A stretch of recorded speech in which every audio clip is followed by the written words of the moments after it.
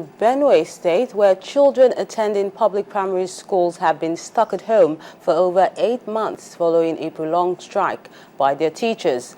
The government and the Nigeria Union of Teachers in the state have engaged in a deadlock dispute over teachers' salaries since the implementation of the national minimum wage. In our next report, our correspondent Charles Eruka examines the consequences of the strike for primary education in Benue State. Life appears normal on the streets of Makurdi, the Benue state capital, until you visit the public primary schools. The classrooms are completely empty, the school grounds deserted and overgrown with weeds, and some buildings are already falling into ruin. It's the situation all over the state.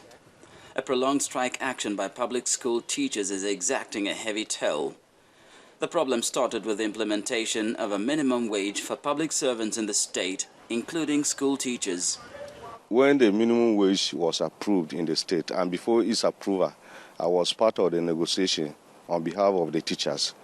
And so when this was approved, that means the teachers also must be part of the wage.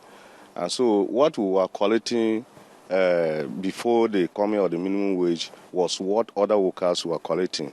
The only difference we were having was the 27.5% enhanced allowances for the teachers, which we also fought for it. And this was also approved by the Governors Forum.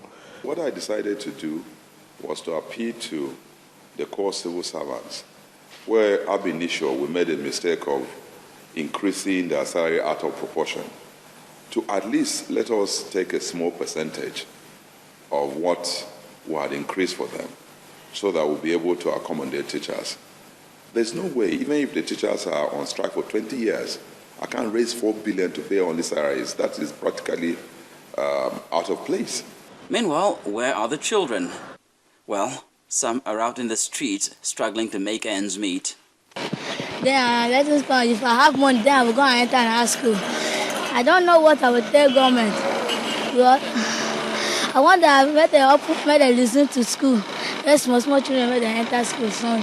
Like this boy is not going to school to see what they are doing now. The same pure water. Some parents have no money to also train them. Some they send them to learn a mechanic or type of organizing. At this they attend instead of going to school. You could imagine their future. There are a few others who are lucky. Private schools are cashing in on the situation, and children of the privileged are receiving standard education. Definitely, our academic program and activities go on as normal. We have a school policy that guides us. Even when the government public school are on strike, we still continue our normal school activities. The private schools are just simply making money. And those that are unfortunate and they cannot get this kind of money to pay, they will just be at home. And for those who can't afford the cost of attending private schools, all hope is not lost. There are a few makeshift education centers. Most of the children we have here are from most of the public schools. So when I came and I saw them, I said, okay, something has to be done to keep them busy. So I just opened this lesson for them. I charge a little fee because definitely I have to put things in place. So I collect as little as 500 naira per child.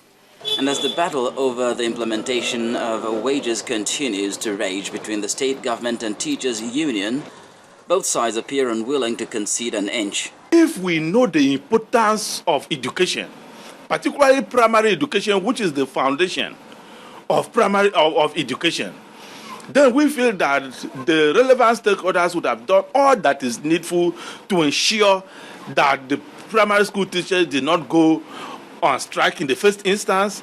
And if I thought they went on strike, they would have done everything to ensure that the strike is not prolonged. Government is approaching this issue in two main broad directions: to cut down on the cost of governance so that we cope with the reduced inflows of capital coming to the state, and two, to increase the IGR component so that we augment what is the shortfall.